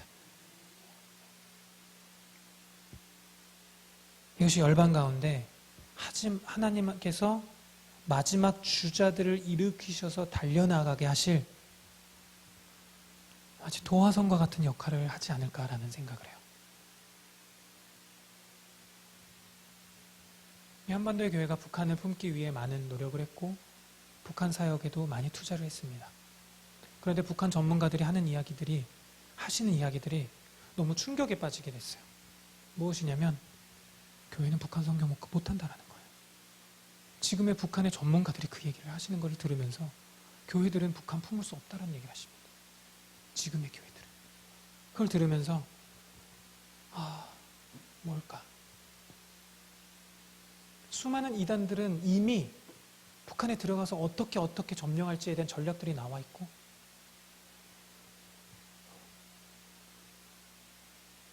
그들이 어떻게 갈지에 대한 플랜들이 다 나와 있는데 교회가 준비되지 않았다. 교회가 북한을 품을 수 없다. 지금의 교회는 품을 수 없다. 라는 이야기를 들으면서 그렇다면 하나님은 교회를 흔드셔야 되는 게 맞구나. 교회를 흔드셔서 진정한 너희가 바라봐야 할 너희의 가족이 누구인지, 진짜 너희가 내 이름을 믿을 때 너와 너의 가정이 구원받는다라는 그 비밀이 무엇인지를 하나님께서는 가르쳐 주셔야겠구나 라는 생각들을 하게 됩니다. 아까 서두에 말씀드린 것처럼 저는 다음 세대 사역을 하게 되었고 다음 세대를 품고 걸어가는 이 여정을 걸어가고 있어요. 그런데 저 역시 이 남쪽에 다음 세대에 대한 관심만 있었습니다. 그런데 북한에 대해서 듣고 연구하다 보니까요, 그분이 이런 얘기를 해주셨습니다. 한반도의 교회는, 이 남한의 교회는 북한을 빼놓은 다음 세대를 품으면 반드시 망한다라는 거예요. 통일 이후에 남과 북의 다음 세대를 품어야 된다는 얘기를 해주셨어요. 그 얘기를 듣는 순간 제가 전율이 돋았습니다. 와, 내가 놓치고 있었던 게 이거였구나. 그래도 초등학교 때부터 그래도 대형교회에 소속돼서 대형교회의 대형 찬양팀에 속해서 그래도 2,000명의 청년들이 모여서 함께 예배하는 공동체 속에서 자라왔는데 한 번도 북한에 대해서 제대로 된 가르침을 받아보지 못했다라는 아쉬움이 남지만 그래도 건강한 교회에서 이렇게 컸던 것 같은데 왜 놓치고 있었을까? 그리고 하나님은 지금 이 시기에 왜 이거를 더 각인시키고 계실까? 그 과정 속에서 실제 탈북자 가정을 만나게 해줬습니다. 그래서 그들과 친구가 되어지는 것들을 가르쳐주고 계시는 중이에요. 그 여정을 걸으면서 아까 노래했던 그 노래를 하나님께서 주셨습니다. 이사야서 62장 10절의 말씀처럼 대로를 수축하라. 주의 길을 예비하라.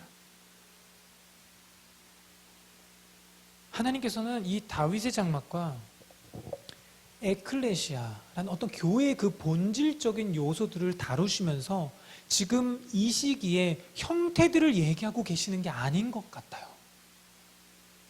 더 이 교회의 본질을 지금 말씀하고 계시는 것 같습니다.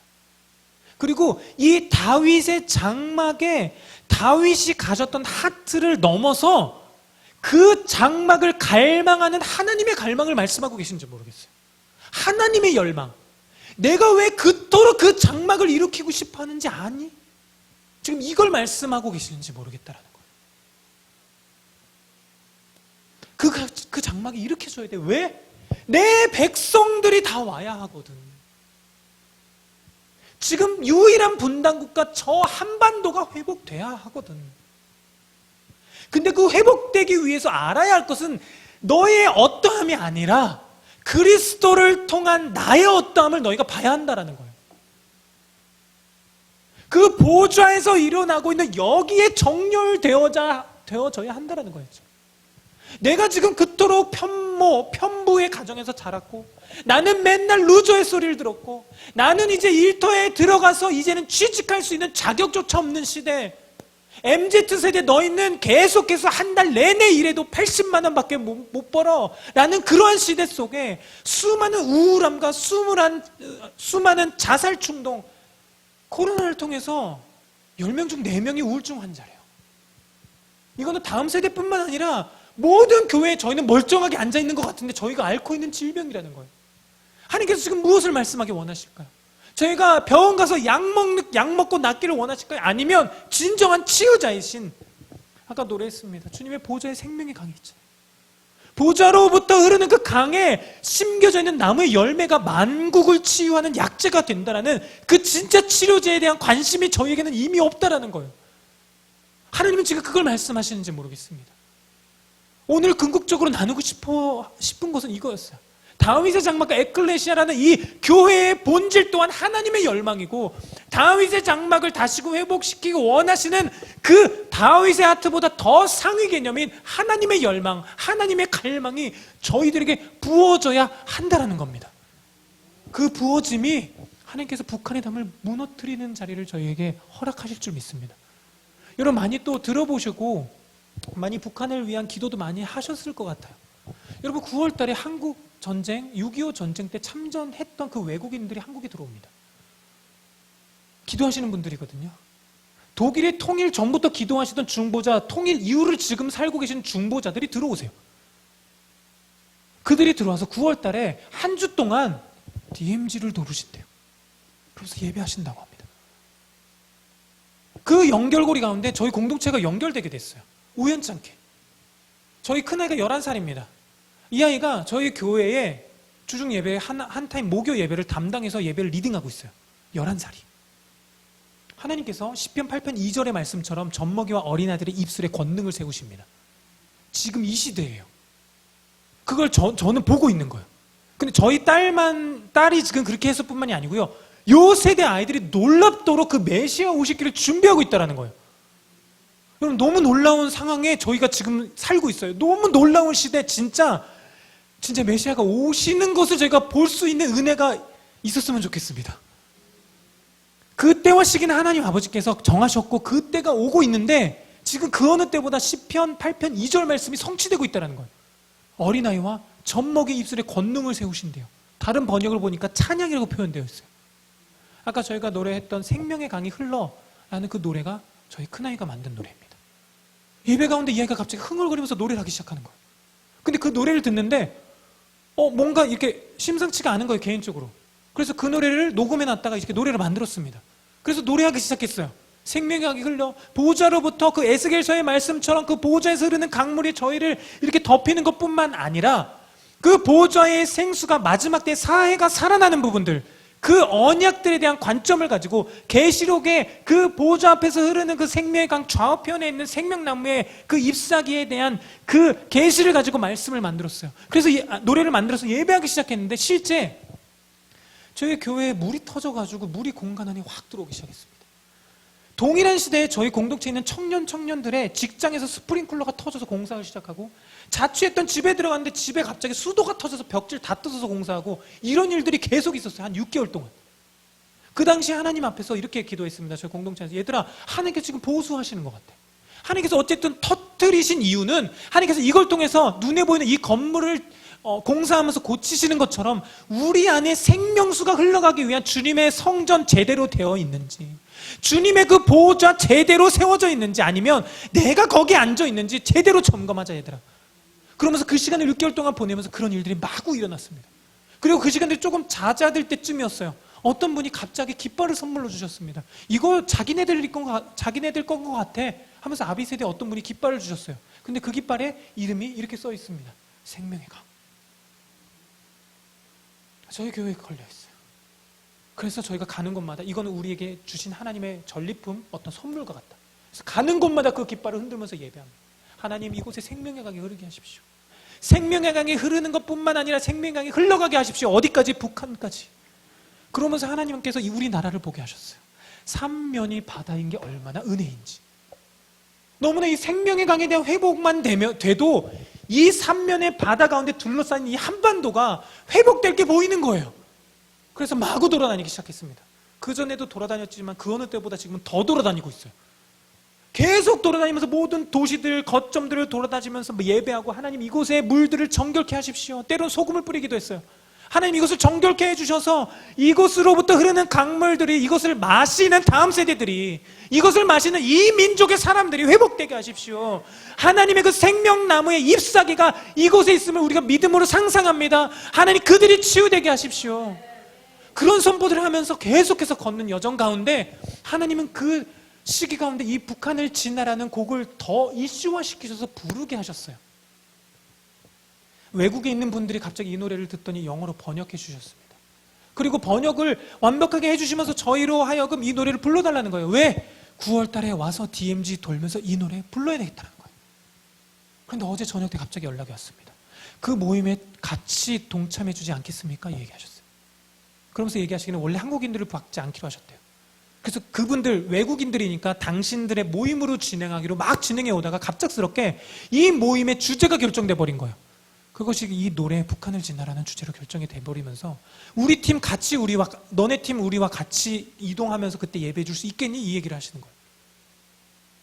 그때 오시는 분이 한국 전쟁에 참전했던 16개국 나라의 대표들이 오십니다. 실제 어떤 군인들이 누가 오실지는 모르겠어요. 근데 설명을 그렇게 해주시더라고요. 그리고 4개국의 보급품을 한국전쟁 당시에 전달했던 그 나라 사람들이 같이 온다는 거예요. 아까 말씀드렸습니다. 내년이면 70년이죠. 아까 말씀드렸던 탈북자 가정과의 어떤 이야기 통해서 이분이 보시는 그 시점도 동일해요. 지금 한국은요, 제가 믿기로는 저의 믿음 안에서 하나님께서 허락해 주시는 은혜 안에서 이 1년이라는 시기를 너무 중요하게 보내야 된다라는 마음이 있어요. 그 시작이 지금 7월부터 시작되어지고 있습니다. 하나님이 지금 한반도를 흔드시는 것뿐만 아니라 흔들어서 조금 정신 차린 알곡들을 마구 일으키시고 계시는 거예요. 그러면서 하나님께서 풀어주고 계십니다. 뭐냐면, 야, 네 옆집 봐. 얘들아, 니네 윗동네 봐야 돼 지금. 너네 지금 너의 어떤 루저 소리 하는 그 세상의 가치관으로 넣어볼 게 아니라 눈을 들어 주님을 보고 주님께서 바라보시고 주님께서 열망하고 계시는 그곳을 봐야 돼를 계속 각인시키고 계세요. 이걸 어떻게 말씀드리고 있냐면요, 만나는 모든 분들이 이 얘기를 하고 계세요. 그리고 이 노래가, 이 예배가 풀어질 때마다 이들 안에 놀라운 돌파가 막 일어나기 시작합니다. 이 노래가 4군데에서 만들어졌어요. 처음은 조선족, 북한과 남한이 같이 있고 조선족이 있는 그 교회에서 예배하는데 갑자기 멜로디와 가사가 뚝 떨어졌습니다. 예배하는 중에. 그리고 인천에서 예배하는 가운데 그 노래가 주어졌어요. 여러분, 6.25 전쟁 당시에 반전시켰던 그 사건이 인천 상륙작전을 통해서 이루어졌습니다. 개인적인 믿음 안에서 인천에서 요것을 주신 이유가 분명히 있다는 믿음이 저에게 있어요. 그리고 철원 DMZ 소위산에 가서 예배할 때 하나님께서 또 주셨어요. 그리고 한 가지는 지금 북한 사역을 하시면서 러시아 블라디보스톡에 들어가 계신 선교사님이 계십니다. 이분과 함께 예배할 수 있는, 온라인이었지만 함께 예배할 수 있는 시간 속에서 이 노래를 함께 예배하는데 이분이 이런 얘기를 하시더라고요. 목사님, 거기만 있는 거 아니에요. 그 당시에는 북한 지나 중국을 지나 실크로드를 지나 이거는 이 아랫길을 얘기를 했는데 그분이 얘기를 하시더라고요. 또 하나가 있어요. 윗길을 얘기하시더라고요. 러시아를 지나 시베리아 횡단 열차를 타고 가면서 이스라엘까지. 그러면서 하나님께서 보게 하셨던 것이 아시안 하이웨이입니다. 아시안 하이웨이에 대한 얘기가 너무 많았죠. 근데 그것이 비춰지는 순간 하나님의 그림이 막 보이는 거예요. 어떤 환상을 얘기하는 것이 아니라 신구약 중간기에 하나님의 계시가 없고 우울하고 아주 흑암기라고 느꼈을 법한 그 시기에 로마를 통해서 하나님은 길을 닦아 놓으셨어요. 70인역이 그때 번역됐습니다. 하나님은 무엇인가를 준비하셨다는 거예요. 우리가 눈물을 흘리면서 하나님이 어디 계시냐, 하나님의 계시가 없다, 하나님의 은혜가 어디냐라고 어떻게 보면 부르짖었을지 모르고 혼동 가득했을지 모르는 그 시기에 하나님은 길을 연결하셨다는 거예요. 믿지 않는 자들이 연결했겠죠. 그런데 그 길이 지금 이제 한반도에서 더 보이기 시작하더라는 거예요. 그러면서 품게 하신 나라가 일본입니다. 여러분, 지금 한국에 일본 들어가기 위해 벼르고 계시는 분들이 너무 많아요. 근데 이분들이 가지고 있는 그 하트 중심이 이겁니다. 일본 아시안 하이웨이의 출발점이 일본에 있어요. 이것이 중국을 거쳐서 실크로드로 지나가는 이 길입니다. 이게 아시안 하이웨이 일본 국도예요. 개인적인 믿음 안에서 이 동방의 아시아가 분명한 어떤 도화선 역할을 할 수 있는데 그 도화선의 불과 같은 역할이 북한일 거란 생각을 해요.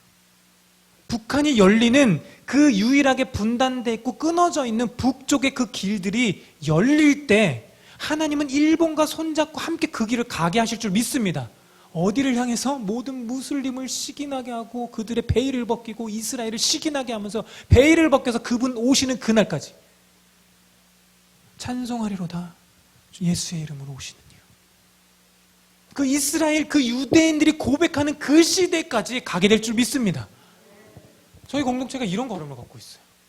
이런 걸음 속에서 이 다윗의 장막과 에클레시아, 이 교회에 대한 개념이 너무 달라지는 거예요. 너무 달라지는 거예요. 그래서 저희는 계속해서 돌아다니고 있습니다. 공간에 제약받지 않고 움직이는 교회로서 하나님께서 다음 세대 품고 계시고 북한이 지금 다음 세대에 전력을 투자하고 있어. 그럼 이 땅에서도 전력 투자해야지. 왜? 그들과 함께 달려갈 세대가 준비돼야 되니까. 그래서 그 세대가 있다 하면 저희는 무조건 갑니다. 무조건 달려가서 그들과 그냥 얘기해요. 그래서 최근에 한 달 동안 저희 공간 앞에 있는 공원에 그냥 나가서 공원에서 예배를 하기 시작했습니다. 그런데 재밌는 것은 중딩 아이들이 막 오는 거예요. 거기서 만나서 저희가 가서 야, 니네 어디서 왔냐? 니네 뭐 하고 있어? 왜 여기 있어? 니네 어디 다니니? 막 이러면서 막 얘기를 하기 시작하는데 2주 전부터 이들이 저희 교회에 오기 시작했어요. 한 6, 7명 애들이 와서 한 아이는 그렇게 얘기했다라고 해요. 공간을 나가면서 집에 가기 싫다. 여기 더 있고 싶다. 저희 교회가 교회 간판이 없거든요. 그냥 공간 해분이라고 그냥 붙여놨습니다. 그러니까 대관을 하는 일반적인 그냥 아지트 같은 공간이에요. 그리고 그냥 걔네가 왔을 때 우리 그냥 교회고 나 그냥 목사인데 그냥 아저씨라고 불러. 그냥 형 누나들 있고 그냥 편하게 있다가 뭐 먹고 싶니? 먹을 거 사줄게. 복음이 전하지 않고 그냥 이런 얘기 속에 그들이 그 안에서 누리고 있더라는 거예요. 하나님의 열망인 것 같습니다. 하나님의 열망이 지금 더 부어지고 있는 것 같아요. 이 분단의 담을 무너뜨릴 열망. 하나님께서 이 분단의 선들을 지워가고 계십니다. 그리고 지워가실 뿐만 아니라 하나님께서 그 메시아가 오게 되는 그 시대의 세대들을 하나님께서 준비시키시고 그 세대를 깨우셔서 진짜 예배의 자리로 하나님께서 이끌어 가시는 것 같아요. 그 누구도 예상하지 못했고 경험해 보지 못했던 이 다윗의 장막의 예배의 자리로 이들을 놓고 계세요. 이것에 대한 단적인 증거가 최근에 어떤 모임에 갔습니다. 거기에 찬양을 인도하신 어떤 선교사님이 계세요. 이 선교사님이 경험이 굉장히 많습니다. 친분이 이제 원래 계속 사역지에서 만나긴 했었지만 두터운 친분은 없었는데 요번에 좀 교제할 수 있는 시간이 있었어요. 굉장히 국제적으로 움직이시는 예배자세요. 근데 그분이 어떤 그 모임 가운데 저희 큰아이가 예배를 서서 예배하는 시간들이 있었어요. 근데 그 예배가 딱 끝나갈 무렵에 이분이 고백하시는 거예요. 그토록 이분이 어떻게 얘기하시냐면 예전에 하나님께서 그런 감동을 주셨대요.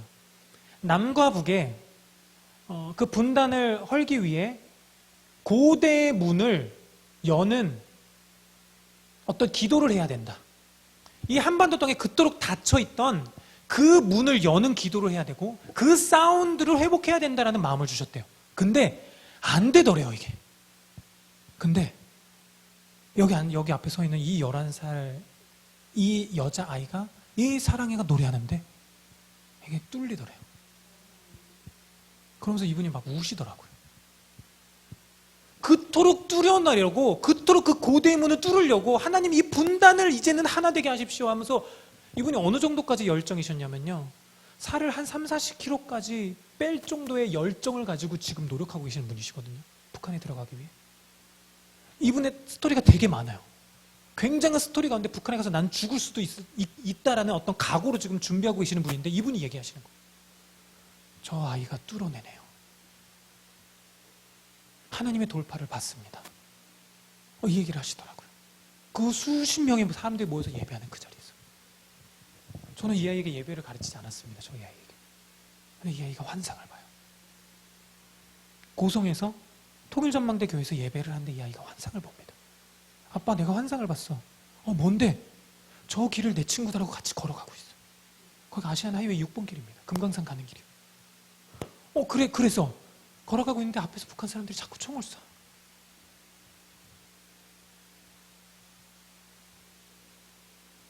근데 그 총을 맞고 막 죽어가더래요. 자기 친구들이. 근데 너무 재밌는 게 이 아이의 표현에 너무 근데 재밌었어.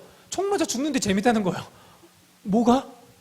이렇게 죽었는데 육은 땅속으로 쏙 빨려 들어가고 영은 하늘에서 누가 이렇게 내려와서 데리고 하늘로 올라갔어. 이 얘기를 하는 거예요. 그래서 제가 너무 놀래서 사랑아, 영이 대체 어떻게 생겼디? 이렇게 물어봤었어요. 근데 이 아이가 하는 말이 너무 충격에 빠지겠습니다. 아빠 그냥 알겠던데 영이었어. 요에서의 말씀이 있죠. 말세에 내가 내 영을 부어준다. 이것을 보는 시대라는 거예요 지금. 이 아이가 마구 꿈을 꿉니다. 아빠, 우리 공간에 내 친구들이 막 와. 예배를 하기 시작해. 그렇구나. 아빠가 예전에 꿨던 꿈이랑 똑같네. 가는 곳마다 이 아이가 기도해요. 예수님, 통일 빨리 되게 해주세요. 빨리 통일돼서 그 친구들하고 함께 예배하게 해주세요. 그래서 물었어요. 사랑아, 왜 그렇게 가는 데마다 통일 기도를 해? 그 친구들은 우리처럼 이렇게 자유롭게 예배 못할 거 아니야. 빨리 자유롭게 예배했으면 좋겠어. 제가 이 아이에게 북한에 대한 어떤 정보도 준 적이 없어요. 그래서 이게 이게 믿어지는 거예요. 하나님이 정말 예수님을 오시게 하는 세대라고 표현할 정도의 그것이 저에게는 감동이 있는 거예요. 너무나 많은 꿈과 환상과 계시와 멜로디들이 있어요. 근데 그 멜로디들이 보복자들과 원수들을 잠잠케 하더라는 거예요. 그토록 우리 아비 세대가 동년배의 세대들이 뚫어내고 돌파하려 하고 연합하려 하고 애하드 되려 했고 협력하려 했고 뭔가를 만들어서 다윗의 장막을 회복하려 했고 많은 노력들을 허물어뜨려 버리는 뭔가가 있더라는 거예요. 이 아이의 한 번의 멜로디 속에 이 아이의 한 번의 외침 속에 그것이 돌파되더라는 거예요.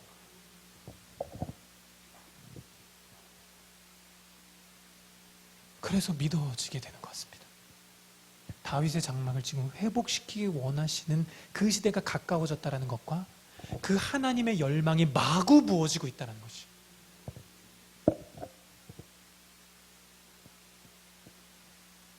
예수님께서 이렇게 말씀하셨잖아요. 아버지의 집, 만민을 위한 기도의 집, 만민이 기도하는 집.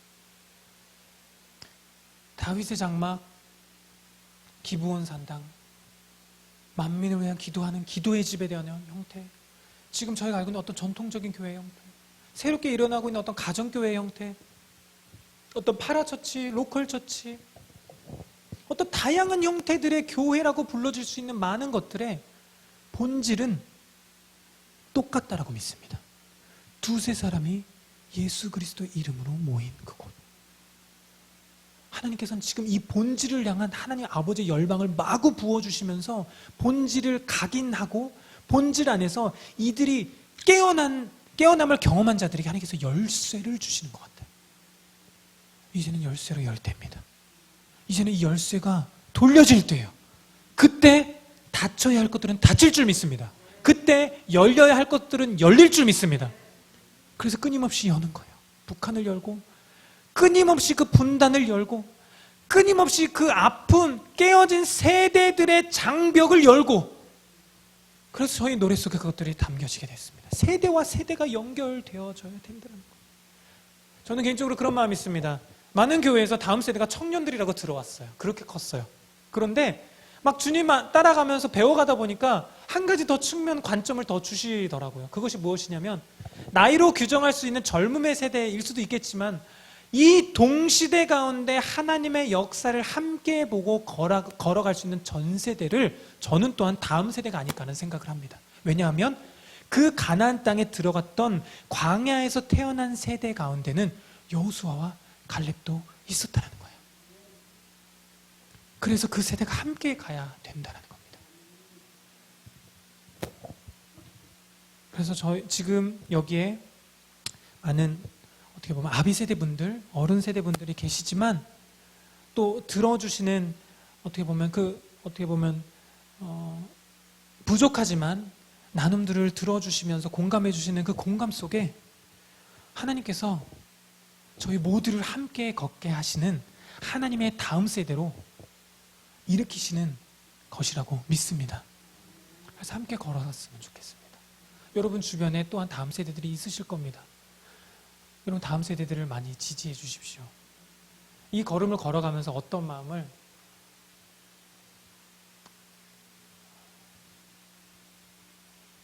계속 받느냐면요, 저는 엄마의 부재 속에서 컸거든요. 그리고 아버지도 그렇게 막 소통을 많이 하시는 분이 아니셨어요. 근데 저희 아내는 아버지가 부재셨습니다. 그러니까 저는 아빠가 될 수 있는 아빠의 모델링을 못 보고 컸어요. 아내도 마찬가지죠. 홀어머니가 외동딸을 키워가는 어떤 가정의 모습이었으니까.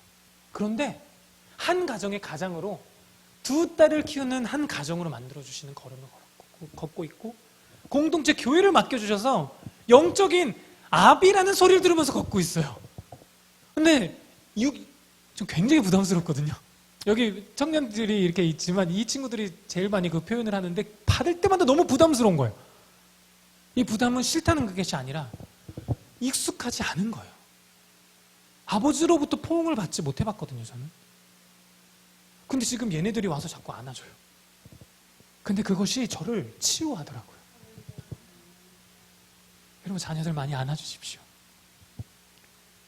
저도 배우지 못하고 안긴 받지 못했는데 안아줘야 되는 입장에 있어 보니까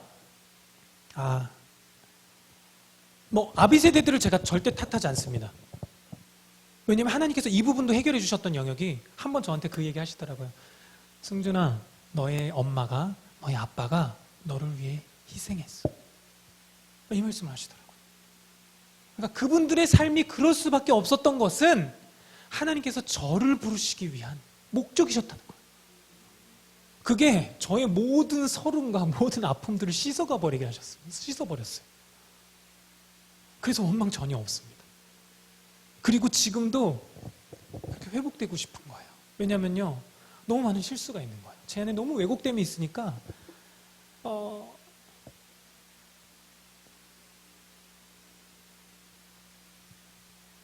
참 많은 아픔을 자꾸 또 주더라고요. 참 일어나기가 너무 힘든 거예요. 왜냐면 나도 못 받아봐서 이거 어떻게 해야 되는지 모르겠는 거예요. 어떻게 사랑해줘야 되고 어떻게 품어줘야 되고, 이게 품어줘야 될 부분인지 아니면은 어떻게 보면 가이드해줘야 될 부분인지 훈계해줘야 될 부분인지를 잘 모르겠는 거예요. 그래서 여전히 계속해서 배우는 과정 가운데 그냥 배우면서 팔로우로서 가면 좋겠는데 하나님 계속 또 붙여주시는 거예요. 그러니까 너무 두려운 거죠. 정말 내 거 주면 안 되는데, 내 아픔 동일하게 주면 안 되고, 그냥 하나님 너무 선하신 분이시고 하나님 정죄하지 않으시는데, 근데 나는 자꾸 어떤 정죄에 대한 마음들이 자꾸 육에 대한 마음이 올라오니까 이게 마음이 너무 힘든 거예요. 그래서 제가 할 수 있는 것은 또 가는 거예요. 계속 그분의 자리로. 하나님, 제가 어떻게 해야 됩니까? 하나님 뭘 가르치시는 겁니까? 하나님, 저 모르겠어요. 하나님, 제가 무슨 말을 해줘야 될지 모르겠고, 하나님, 저는 그냥 예배하는 게 좋고 그냥 골방에서 하나님 앞에서 그냥 거하는 게 좋은데 하나님 자꾸 어디로 자꾸 내모십니까? 왜 어느 자리에서 왜 자꾸 얘기하게끔 하십니까? 아니, 저도 온전치 않고 저 너무 아픈데, 아직도 환자인데. 그 과정 속에서 공동체에서 아까 말씀드렸던 이 중딩 아이들이 오니까 더러 겁이 나는 거예요. 또 얘들이 예수님에 대한 왜곡이 생기면 어떻게 하지? 내 아픔 때문에. 하나님께서 예수님 오시게 하는 세대로 이들을 택하신 것 같은데 그냥 장애물이 되면 어떻게 하지? 이런 경각심과 부담감 속에서 걸어가게 되는 것 같아요. 그렇지만 그럼에도 불구하고 하나님께서 부르셔서 이 자리에 서서 제가 부탁드릴 수 있는 것은 여러분의 자녀 세대 또한 지금 이 시대를 함께 살고 있는 저희 모두의 세대가 예수님이 오시게 하는 그러한 세대가 될 거기 때문에 힘냈으면 좋겠다라는 말씀 드리고 싶습니다. 10대 아이들은 그냥 주님을 볼 것 같은 마음이 있고요. 20대 아이들은요, 너네는 다른 구실이 없다, 다른 방법 없다, 그냥 여호와를 기뻐해야 된다. 다른 거 없다. 너희의 자격이 때문에 기뻐하는 거 필요 없고 그냥 성경에 여호와를 기뻐하는 것이 그냥 너희의 힘이야. 너희는 그냥 즐거움의 기쁨의 세대다. 그냥 기뻐하면 너희의 발밑에서 사단이 죄가 될 거야. 그 말라기서의 말씀이 성취되는 세대다라는 것을 계속해서 말씀하게 되고요. 30대 세대에게는요, 전통과 이 본질과 비본질이 약간 반반씩 섞여 있는 것 같아요. 이 전통교회에 대한 영향과 새로운 새시대의 영향이 이렇게 지금 49대 51%로 섞여 있는 것 같아요. 그래서 계속 도전합니다. 너네 시선이 예수님께 정렬돼야 돼. 전통과 습관과 내가 어제 만났던 예수님과의 만남, 아니 오늘 이 시간 이 자리에서 하나님 앞에 서는 그 정렬됨, 혼과 육이 영이신 하나님 앞에 나의 영으로 말미암아 성경에 기초해서 보내주신 보혜사 성령을 통해서 정렬되어지는 것, 그것이 너의 열쇠다. 이 말을 계속하게 됩니다. 그 안에서 10대와 20대와 30대와 40대가 정렬되어지고 있어요. 그리고 그 아비세대 분들이 그간 심어주셨고 살아오셨기 때문에 요것들이 풀어질 수 있는 것이라고 생각합니다. 걸어가 주셔서 너무 감사합니다. 그리고 그 믿음의 유업을 포기하지 않고 계속 지켜가 주셔서 너무나 감사합니다. 제가 다음 세대 사역을 하면서 또 다음 세대의 어떤 뭐라고 해야 될까요? 또 하나님께서 세워주신 어떤 리더십의 어떤 입장으로서 아비 세대 분들에게 그런 말씀을 드리고 싶어요. 너무나 감사하다고. 이 믿음의 유업을 지켜주시고 기도해 주시고 보이지 않는 곳에서 헌신해 주시고 그 각자의 그 시대에 맞게끔 하나님의 사명을 감당해 주셔서 저희가 있을 수 있었던 것 같습니다. 그래서 끊임없이 마라나타, 그분 오시기에 가까운 이 시대를 함께 주님의 사랑 안에서, 주님의 열망 안에서, 주님의 갈망 안에서 끝까지 이기는 자로, 승리하는 자로 함께 걸어갔으면 좋겠습니다. 네, 들어주셔서 너무 감사하고요. 자, 기도하고 마치도록 하겠습니다. 하나님 너무 감사합니다. 하나님, 너무나 귀한 아비 세대 분들이 이 한국 땅에 있어서 너무나 감사합니다.